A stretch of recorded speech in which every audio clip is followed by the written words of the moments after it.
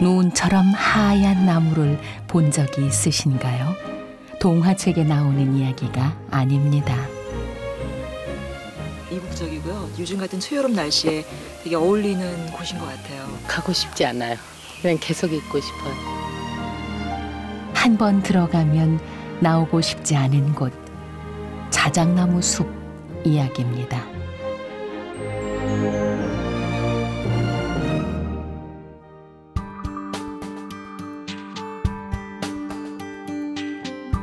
어머니의 품속 같은 여름 숲을 향해 떠나는 여정. 두 번째 이야기는 강원도 인제군 원대리 산속에 비밀스럽게 숨어있는 자작나무 숲 이야기입니다.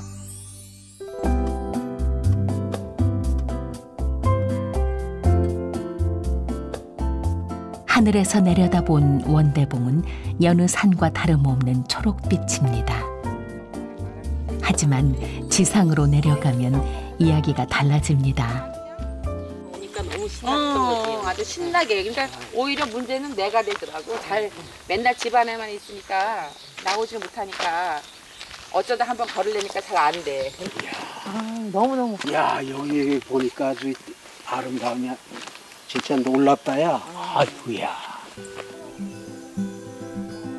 입산 통제소에서 임도를 따라 2시간 남짓 원대봉을 오르면 해발 600m 높이에서 아주 특별한 숲을 만나게 됩니다.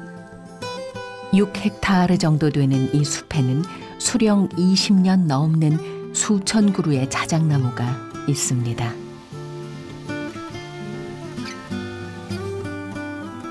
한대성 수종인 자작나무는 우리나라에서 보기 힘든 귀한 나무인데요. 눈처럼 하얀 나무들이 하늘을 향해 쭉쭉 뻗은 풍경은 보는 이들의 감탄을 자아낼 만큼 이국적이죠. 여기서 올려다 보니까 더 멋있지 않니? 대한민국엔 없는 줄 알았어. 그 왜 빨간 머리 애네 보면 자작나무 숲에서 걔가 책도 읽고 막 그렇게 하잖아. 그래서 나는 자작나무는 우리나라엔 없는 거구나 이렇게 생각을 했단 말이야. 근데 강원도에 오니까 자작나무가 있는 거야 이게. 어렸을 적 동화 속에서 봤던 숲을 여기 강원도에서 만나게 됐으니 참 꿈 같은 일입니다. 진짜 너무 멋있어. 아니 그 생각이 들어. 보는 느낌이 이렇게 놀라운데 도시에서 맞아요. 박작박작 되는 데서 살다가 한번 와보면은 참 기가 막히게 좋은 거지. 홀딱 빠질 것 같아요 아주. 맞지.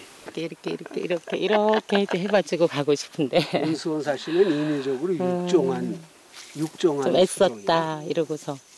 물 올라가는 소리 들려? 물 올라가는 소리. 내가 너무 세파에 찌들었나?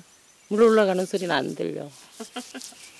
그냥 소리가 나기보다는 소리를 들으려고 지금 애쓰고 있어요. 감정의 소리죠. 그러니까. 실제로 들리지는 않네요. 숲을 찾은 인제군 문인협회 세 시인은 아름다운 자작나무에 홀딱 빠져버렸습니다. 발천나무라 그러는 거야? 도토리 달리는 거야? 시인뿐 아니라 누구라도 자작나무 숲에 들어오면 아이의 마음을 갖게 되나 봅니다. 숲 곳곳에는 소녀 같은 웃음을 터뜨리는 중년 여성들이 보입니다. 아직까지는 볼 수 없었던 그런 나무숲이니까 신기하죠. 이런 나무 처음 보는 것 같아요, 여기서. 예. 그래서 너무 새롭고 그래서 너무 좋아요. 사진기를 둘러매고 나선 부부에게 자작나무는 천상의 피사체입니다.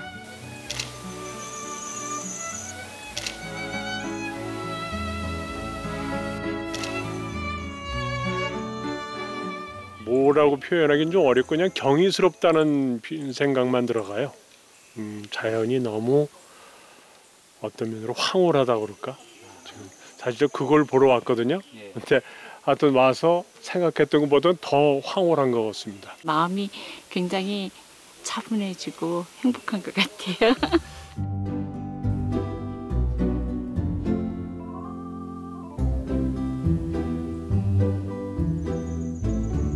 단지 그 자리에 있는 것만으로 사람들의 마음을 황홀하고 행복하게 만들어주는 숲. 숲은 어머니의 품처럼 포근하고 편안한 곳입니다.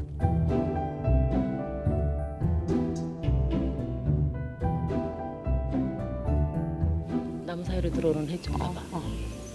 언니 눈동자랑 맞춰보라고. 그러니까. 진짜. 완전. 무슨 보석이 저런 게 있어. 없는, 보석. 하나밖에 없는 보석이니까. 그렇지. 하나밖에 없어서 어우, 보석. 멋지다, 진짜. 저거 어떻게 표현해야 되니? 저 보석이 시인의 눈에만 보이는 것은 아니겠지요. 참 좋습니다. 역시 뭐 사람도 자연의 일부 아니겠어요? 그래서 더더구나 나처럼 나이 들면은 자연 친화적으로 살고 싶거든요. 그래서 도시인들이 늙음하기는 다 이런데 자연을 찾아들잖아요. 그런 거 보면은 인간의 본성도 역시 자연 친화적이다 그런 생각이 드네요. 가까우면 가까운 대로, 멀면 먼 대로 언제라도 찾아가 기대고 싶은 숲이 있다는 건 분명 감사한 일이겠지요.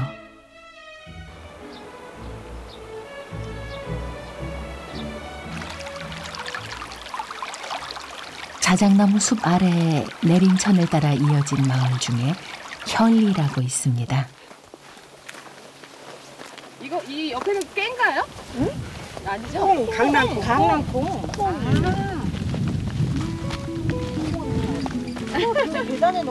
오늘 혈리 주부들 몇 명이 초여름 내린천 철렵에 나섰습니다.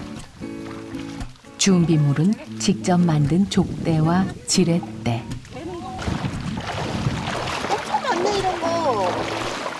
지렛대로 바위를 들어 올려 족대로 물고기를 사로잡는 철렵. 도망간다. 도망간다. 없어. 고기가 있으면 막. 근동의 소문난 낚시꾼, 혈리에서만 42년을 살아온 토박이 최은영 씨가 오늘 모임의 대장입니다. 이 돌에 고기가 있는 거 어떻게 아시고 이렇게 잡으세요? 박사님이라니까요, 고기 박사님. 고기 박사님. 아무나 못 잡아요. 아니 찜이 것 같은데. 아유, 저리 그게 되게만. 아이고, 이씨, 들어갔다가 또 나가네. 빠져나가네. 그게 너무 커. 오랜만에 철렵이라 그런지 고기 박사님도 쉽지만은 않네요. 초보 낚시꾼들에게는 난감한 상황입니다. 날씬한 애는 빠지네. 이게 빠져. 이것도 빠져나왔어. 하지만 최은영 씨에게는 별일 아닙니다. 이 내린천에서 족대 들고 물고기 잡은 이력이 장장 몇십 년인데요. 산에 샀는데 이 아줌마 때문에 도망갔어요. 할 일만 하고 그랬었는데. 여기 어떡해. 아주 이 아줌마 때문에 못하는 게 없어요. 산림꾼에서 어부가 되신 거예요? 네. 산림꾼에서 어부가. 산림꾼에서. 누가 때문에 됐다니냐. 아유, 그거 어떻게 해요? 아줌마 때문에 됐지. 누가 이런 거 할 줄 알았어요?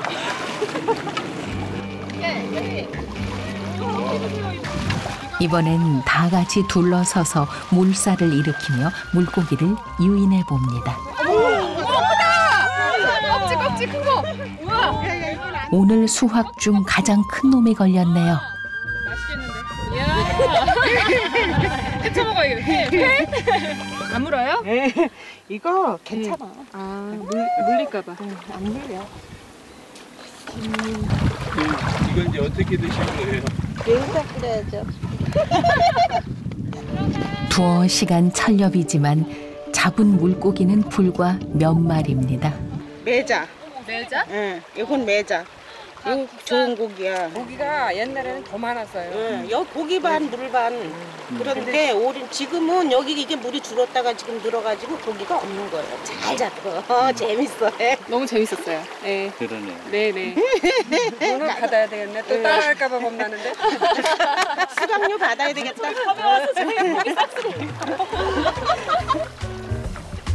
현리 여인네들의 유쾌한 초여름 오후, 이제 더 기대되는 일이 남았습니다.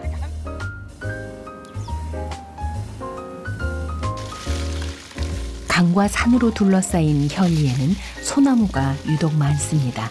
최은영 씨가 솔잎을 갈아 넣고 뚝딱 칼국수 반죽을 만들어냅니다. 이게 삶아도 향이 향긋한 게 그대로 있고.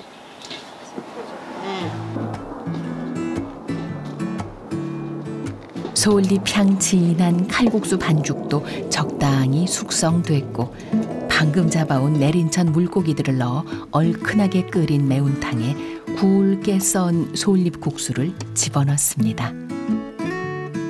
그걸 가마솥에 장작불로 푹 끓이면 둘이 먹다 둘 다 없어져도 모르는 내린천 매운탕 칼국수 드디어 완성.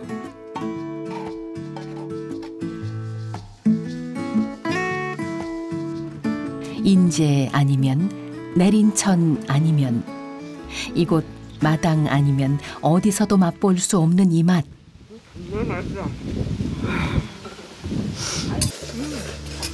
시간이 아무리 흘러도 내린천 맑은 물과 초여름 오후의 철렵 그리고 눈물나게 맛있었던 매운탕의 추억은 절대 잊지 못할 겁니다.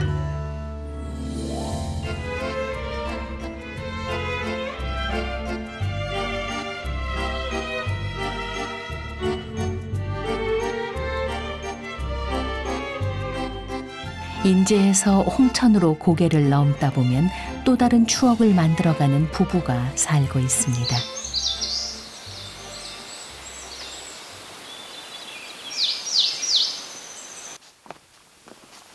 야생화 농장을 하는 백학경 씨는 새벽 5시부터 일어나 13,000제곱미터의 밭과 비닐하우스에 가득한 야생화들에게 물 주는 일로 하루를 시작합니다. 기온이 높고 햇볕이 강한 요즘은 조금이라도 게으름 피우면 꽃이 말라 죽기 때문에 한눈을 팔 수가 없습니다. 이놈들이 이제 내년 봄에 또 어떻게 필려는지. 남편과 함께 이 산골로 들어온 지 3년. 이거 정자예요? 아직 안 익었는데. 이게 지고 있잖아요. 3년을 가르쳤는데도 남편은 아직 이 모양입니다. 말라서 떨어지고 나면 요 안에가 이렇게 노랗게 요게 완전히 노랗게 익어야 씨앗이 터져 나오지. 그러니까 이것도 배워야 된다니까 내가. 배워야 돼. 아직은 잘 이렇게 야생에 대해서 모르시나 봐요. 저는 집사람 뒤만 따라다니는 사람이. 제가 어디 뭐 출타를 했을 때 부탁을 드리고 가거든요. 그러면 물을 많이 줄 것은 작게 주시고 작게 줘야 될 물 때는 조절이 많이 제일 힘들어. 안 돼. 남자들은 그래가지고 맨날 혼나요. 이거는 딱 여자들이 할 일이지. 나는 모르겠어. 물 주는 게 제일 힘들어요. 이거는 무슨 얘가 일이냐? 이제 큰 금매화라고 얘는 보종이에요.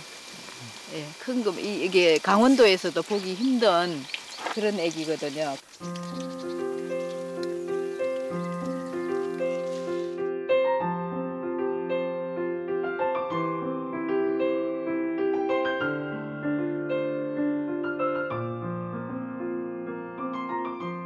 야생화를 너무나 사랑해서 시작한 일. 몸은 고되지만 이름까지 재미있는 이 고운 꽃들을 매일 볼 수 있다는 건 행복한 일입니다.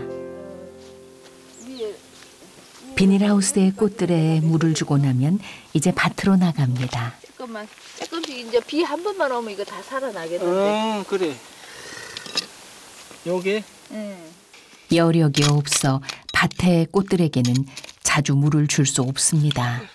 감으로서 물 대느라고 미처 밭을 못 맸더니 쑥대만 그냥 막 무성하네. 잠깐만.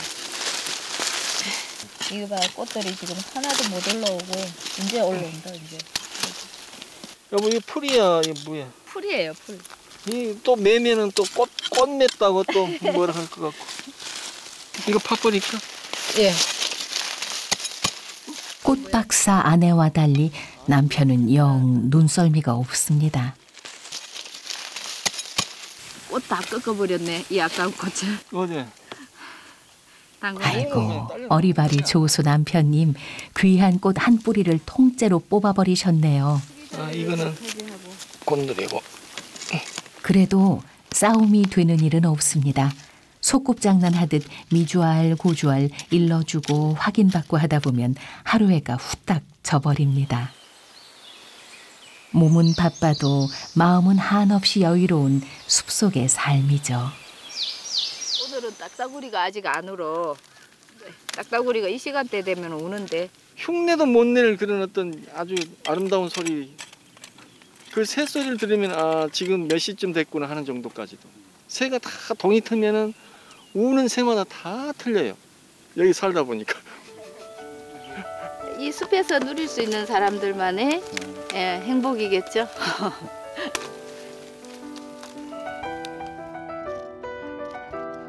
도시 생활의 편리함을 포기하는 건 쉬운 일이 아니었습니다.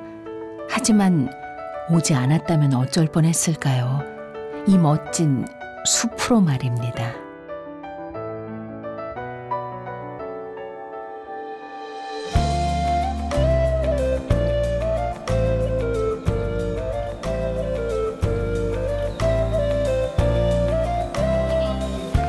저 한마디가 이런 쿵쿵거려. 편안하고 그런 걸 느낄 수 있는데 이 숲만이 갖고 있는 고유의 그 특성이거든.